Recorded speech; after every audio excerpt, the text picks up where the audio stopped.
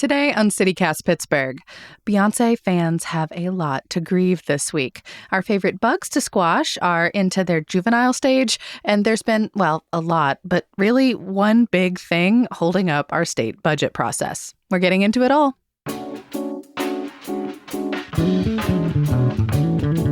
It's July 7th, the Friday News Roundup. I'm Megan Harris, and here's what Pittsburgh's talking about.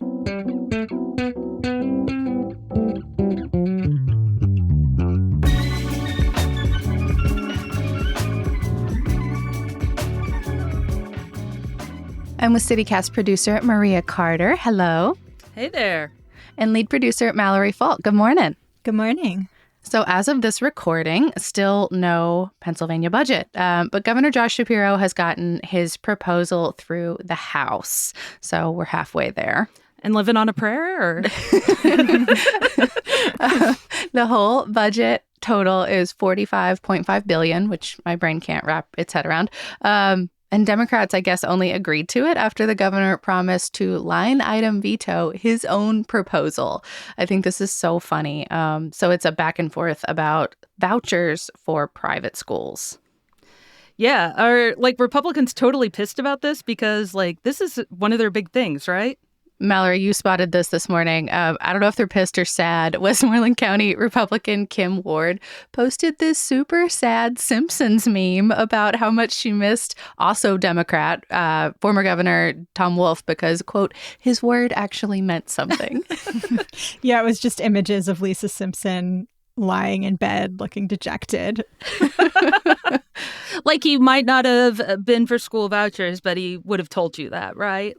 Yeah. So Shapiro had promised Republicans the voucher program. I think it was worth $100 million. But now he's pulled back on that. And I guess it was a bargaining chip that he never really intended to follow through on. But he had to actually say that out loud when only Democrats had passed the budget so far. So now Republicans are like, oh, OK, chill. We see how it is. So what's the deal with these vouchers then? How big is this program? Yeah. So, Megan, like you said, the program was for $100 million. And it would basically let parents use public money, state money, to pull their kids out of, quote, low-achieving public schools and put them in a private school instead. And there's a lot of proposals like that nationwide. I know they picked up on a lot of what I'll call emotional steam during the Trump administration. The education secretary at the time, Betsy DeVos, was a huge proponent of them, pushed them for years. I kind of thought she'd made more progress personally, but I was reading this really interesting NPR postmortem about her term this morning, and I did not realize that almost everything that she backed actually failed during the Trump administration. Really? It kind of seems wild to me compared to how much people were talking about it and are still talking about it. Yeah. So, catch me up. I'm new to Pennsylvania. Does Pennsylvania already have something like this or, some pilot program, or would this be a totally new thing here? We have aspects of school choice. That's how I'd phrase it. I don't know about you, Mallory. We have magnet schools and charter schools. Yeah, and there is actually, there are tax break programs for corporations that help fund private school scholarships. But what was going to be different about this program is that the state money would go right into private schools instead of creating these tax breaks for people who help, fund these scholarships. But the why behind people care about school choice, I think, is always super messy. Yeah, I think it kind of comes down to this argument about whether you believe that public funding should be solely supporting public schools, or whether you believe that there should be this wider array of options available, which means, public funds are more divided up and stretched further. Yeah, I get the argument, especially as a parent now. I think I understood it intellectually before. People should not have to send their kids to a consistently poor performing school district because they can't afford to move. I understand that. You don't want to invest in your school district with your own child. The stakes are too high. However, public schools are never going to thrive if we continue to siphon money and resources away from them and give them to organizations that are effectively for profit. I absolutely understand both sides of that. And I think this is the eternal debate. I lived in Kansas City, so I've got two states here. I think this has been a debate in both places. And, it's always the same argument in both states, really, that private can do it better than public schools, and why put money into public schools if they're not working. And I think on the other side, a lot of times there are some, I think, good arguments that private schools may not be working either, and that there are some studies actually out there showing that too. Yeah, I know we've had a lot of issues with charter schools here in Pennsylvania, especially cyber charter schools where kids attend virtually by design, not by pandemic. Yeah. I mean, and that's something I'm actually wondering about this, new proposed program is like what the oversight would actually look like. Like back when I was an education reporter in New Orleans, there was this issue where families were using vouchers to attend private schools that actually performed pretty poorly. And there wasn't at that time like a clear system that families could use to determine like, a private school sounds better, but is it actually doing any better than the public school that I'd be removing my child from? And so I would be curious what the plan was for this program of like, is there any system to screen out poor performing private schools, or is it really just going on the assumption that private inherently is better and your kid is inherently going to get a better education there? Well, and there was a 2017 Brookings study that looked at Louisiana, Indiana, and some other states, and really looked at, how students that went into private schools through voucher programs did. And it wasn't great. They actually had lower test scores in those states, not horribly lower, but lower than comparable students that stayed in public schools. And, I think proponents of public schools would say that's because, a lot of these schools, teachers aren't necessarily required to have like teaching licenses. They aren't, they're not regulated in the same way. They're not tested. There's a lot of oversight of public schools that you're not necessarily getting in the private school systems. Well, and like back to the voucher program too, one thing that I was like looking at, like the specifics of it, it's not a lot of money. Like the vouchers, the scholarships are what they're calling them. It's $2,500 annually for half-day kindergarten, $5,000 for full-day kindergarten through 8th grade, $10,000 for high school, and $15,000 if you require any kind of special education. That's not enough for private school. Like to me, I read those dollar amounts and I'm just like, okay, chill. So this could help me if I want to pursue that option, but it won't actually cover the cost. It's getting you close to some of the religious schools. Like a lot of the Catholic schools, Christian schools are going to be very close to that amount. Also, there's the whole issue of putting public money into private religious school. Right. And they're tax exempt already. So I guess, anyway, that leaves our budget in limbo. There were some other line items for education stuff, too. Yeah, so there was an increase in funding in K-12 education funding. It's $567 million for that. And then there were some, Democratic wins in the budget. So universal free school breakfast, and then $100 million that would go toward boosting funding for the poorest school districts in the state. That overall bucket of funding was less than the Democrats were pushing for, but was an increase from last year. And I feel like we should probably say that when it comes to the school voucher program, this is not a perfect party line split either. I know sometimes we paint with kind of a broad brush, like Republicans want this or Democrats want that. But this issue is less cohesive than that. I think that's fair to say. So as of this recording, we do not know what's going to happen with the budget.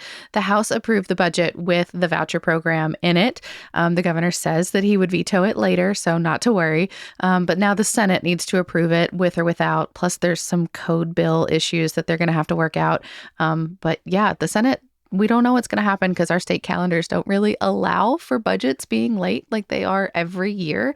So they don't have any scheduled days to meet right now.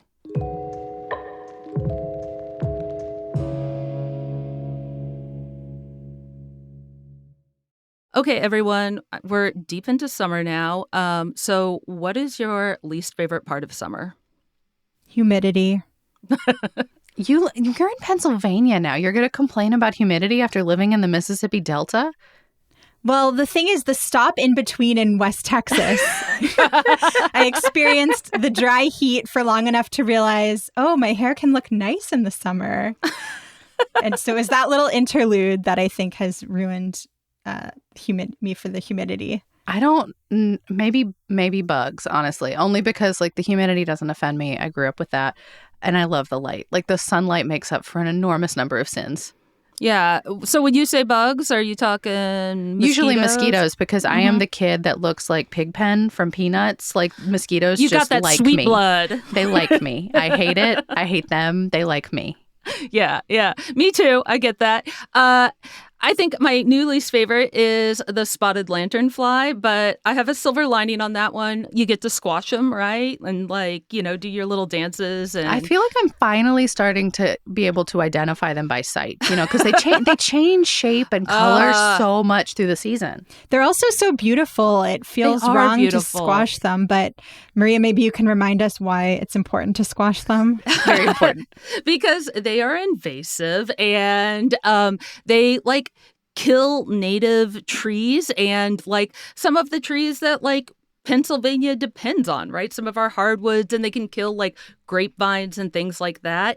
And the other thing is these spotted lanternflies, in their full-grown state, are beautiful, but then they have all these phases. Megan sent me this beautiful graphic the other day. Oh, it's so gorgeous. A former Post-Gazette visualization designer did it. She works for Axios now, but gosh, it's beautiful. It's layered paper, and they made it digital. It's so good. Yeah, we'll put a link to that. But who can keep those phases straight? But basically, you're not going to see those. Well, you might start seeing the full-grown lanternflies real soon, but when they're just babies, they're black with little white spots on them, and then they kind of get red with white spots and a little bit bigger. And then when they're in their full-blown beauty, they've got those gray wings with the black spots, and those red hind wings that where they get the name of lanternfly. Hind wings is my new favorite word. Yeah. And they're in that juvenile stage, that middle section right now, because I think I saw some over the weekend. They were black with white spots, but a teeny speckling of red. Yeah. So if you see little black bugs, lots of them with white dots, those are probably spotted lanternflies, and you should smush them. Do you have any suggestions on how to smush? Because they move much faster than I thought that they would. That's the hard part, right? Is they are really fast little buggers. Crickets on steroids. Yeah, they'll come at your face before you realize what's happening, which, I guess is fair. I'm slamming a shoe in their direction. Yeah. So I've got someone much smarter than me who's been working on this. Ooh. Right? Yeah. So CMU, it's been called a killer robot. Really, it's we shouldn't call it a killer robot. It's an egg-scraping robot. Fun fact, apparently CMU has a whole policy that they will never make a killer robot. Not just call it, but they will not do it. That's an ethical line they won't cross, even for bugs. So then how does this not qualify as a killer robot? It's really a gentle bug egg-scraping robot. That results in death. It's more fun for me to say killer robot. Maria's editorializing by calling it the killer robot.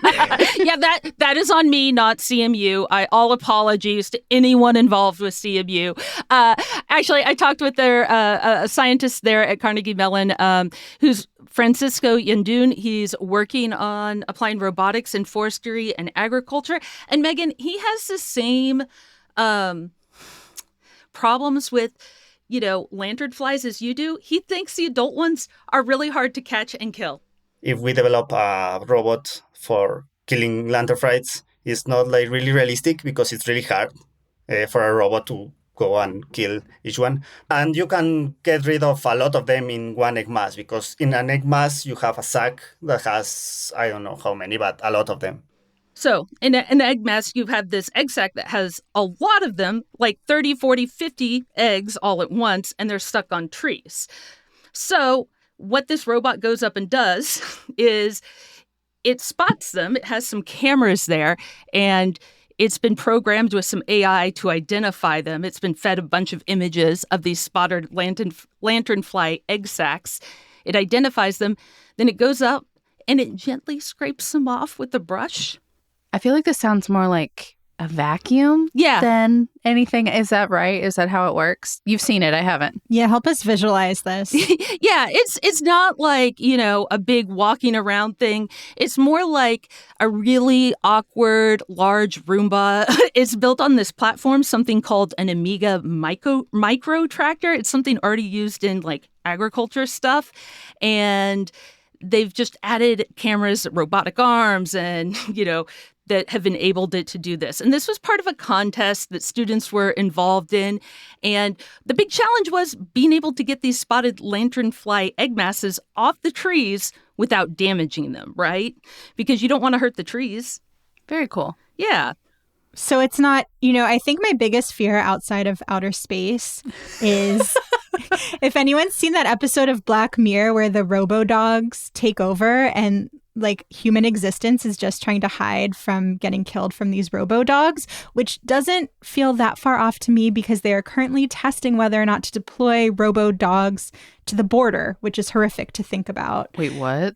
Yeah, I mean, I know at least last year the Department of Homeland Security was testing out whether or not it made sense to send these dogs to the border for border surveillance, which is truly just terrifying. And so, Maria, when I first heard that there were these robot lanternfly killers, I was really spiraling out. But hearing you describe it, it actually sounds like an entirely different thing. Yeah, and we should say there's one. It's a prototype, and it's really more like a giant RoboVac sort of thing. And it's large, it's 5 or 6 feet, it's kind of awkward looking, it's slow moving, it's not something I think like you might get an aggressive brushing out of it. I love how all robots start out as like, it's large, it's awkward looking. Like that could work for pretty much anything that gets in development like that. But that it's interesting that there's one prototype because that was going to be my question was like, how scalable is this? Like, is this a true solution to this horrible problem? Sounds like no. I mean, I think, at this point, it feels like the lanternfly is out of the bottle sort of thing. And like it is spreading faster than, people can control. I don't know that it's a solution. You could see something like this getting developed for like a vineyard or an orchard to protect you're trees. Right. That could be really great. Or vines and being used there. Right. But this isn't going to stop the spread of lanternflies at large, but it could have a commercial use. Well, this is your semi-annual reminder that if you see any lanternflies, kill, kill, kill.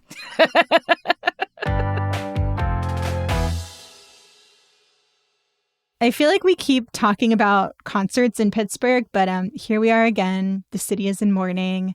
Beyoncé's August 3rd show was canceled. Yeah, we just weren't ready for that, Jelly. Oh, no, Maria. I got one line. One. If you missed it, Acrisure, I can't imagine you did. Acrisure released a statement on Wednesday saying that it was due to, quote, production logistics and scheduling issues, which was also cited in a couple of postponed dates elsewhere in the country. It's super sad. Have y'all ever been to a Beyoncé concert? No, but I want to now. I've been seeing so much. I was like, this seems amazing. I haven't been to Renaissance, but I went to her show the last time she was in Pittsburgh. It was fantastic, but I will also say a little sparsely attended. Like I got a ticket same day for $30 and I was in the mid bowl. Like I never thought that would have been possible. I checked on a lark. I could go. It was great. It was a phenomenal production, but also like not a lot of Pittsburgh was there. And that's kind of, no one has done the deep investigative dive on this yet, but it's really been insinuated that the reason this show got canceled had to do with ticket sales. I mean, the official line was like logistics and scheduling. It makes me wonder if it's something about like, just because like her shows are so intricate. Like the last one that came through here had this enormous cube that like folded and unfolded and moved and like had all these projections on it. Like I can imagine that like it takes a village, like an entire city basically of people to make those shows come alive And maybe Acrisure couldn't handle it. Maybe they didn't have the personnel or the staff. Like, there's just so many things that have to be perfect to make a show like that come off. Yeah. Yeah. I mean, another thing I've seen a lot of people saying online is, that it's also partly about the culture of Pittsburgh being a very white city. And I like, hate of this, course, but this you're is right. a place. Yeah. Like, of course, this is a place where Taylor Swift could sell out 2 nights and people lose their minds over Kenny Chesney. But that ticket sales weren't the same for Beyoncé. I've also seen people talking about how like Pittsburgh, maybe more so than some other cities, people like wait till the last minute to get tickets. And there's always like a Can surge confirm. in ticket sales toward the very end near the show date. But yeah, I think there's really been a sense of disappointment in people really looking forward to this show and feeling really disappointed in Pittsburgh for not showing up for Beyoncé. I don't remember the last time there was a sellout show other than Taylor, like putting that aside, like anywhere. Like Ed Sheeran's coming this weekend. Eric Church is coming to Star Lake or whatever they're calling it right now this weekend. Neither of those are sold out either. Yeah. It just doesn't seem like a thing we do that much. And like Taylor feels like sort of a weird anomaly because people were like, flying all over the country to try to go to that show. Like, we don't even know how many people who saw her in Pittsburgh are actually from here or the surrounding communities, Yeah, yeah.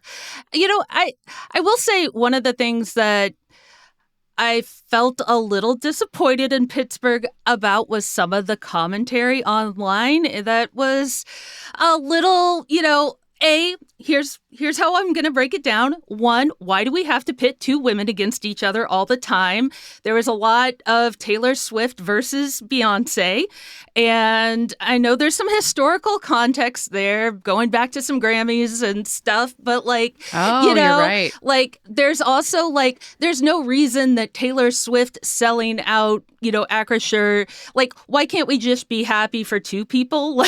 And that they're both strong women, strong performers, strong, if she chose to cancel it for business reasons, a lot of people are sad about that. Why do you need to be happy if she's not your cup of tea? It was a little gross. And I don't think it showed Pittsburgh's best side all the time. I completely agree. And thank you, by the way, for looking at Twitter, because that's just, I can't engage with it anymore.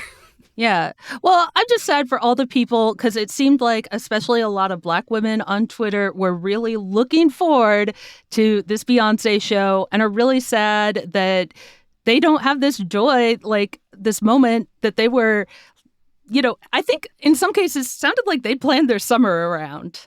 Yeah, and in a city that, as we've covered on the podcast before, is not always the easiest place to live as a Black woman. Yeah, definitely. Mayor Ed Gainey put out a statement too, which I saw a lot of people criticizing a little bit because he, was like, oh, we wanted to give Beyoncé a day to honor her accomplishments. And they're like, sweet, great. Can you answer our phone calls and also appoint some people to the empty commission seats? We'd appreciate that too.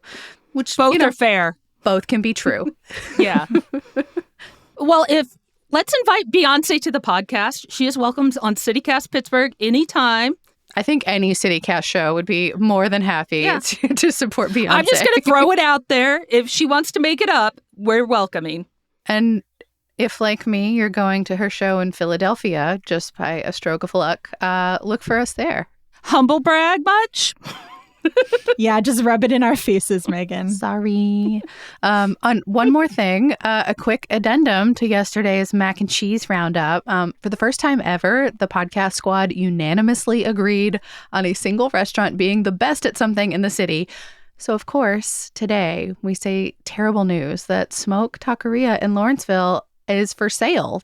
It makes me wish I'd never tried their blue cheese mac and cheese because I didn't need to know what I'd be missing out on, and now I am. I'm devastated. I've never gotten out of that restaurant for less than $100, and not because it's expensive, because I can't stop and I order food to feed me for 3 straight days. Well, hopefully whoever buys it keeps it just all the same, right? I know. And yeah.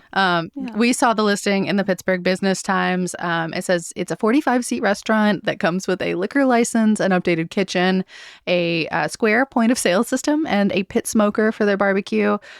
So, yeah, I guess a forthcoming sale is all the more reason for everyone to please go experience that mac and cheese and the burn-ends taco and the UFO Or do you one. guys want to The chicken Wanna buy a apple. restaurant? I do not want a restaurant, but I want their food.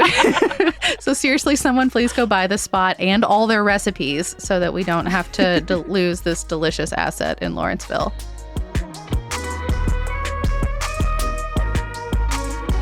That's all for today here on CityCast Pittsburgh. The show team this week includes Mallory Falk, Maria Carter, and Elizabeth Kama. Francesca DeBecco and Natalia Aldana wrote and edited the newsletter, and our music is by Benji. I'm your host, Megan Harris. We'll be back on Monday with more news from around the city. Have a great weekend, everyone.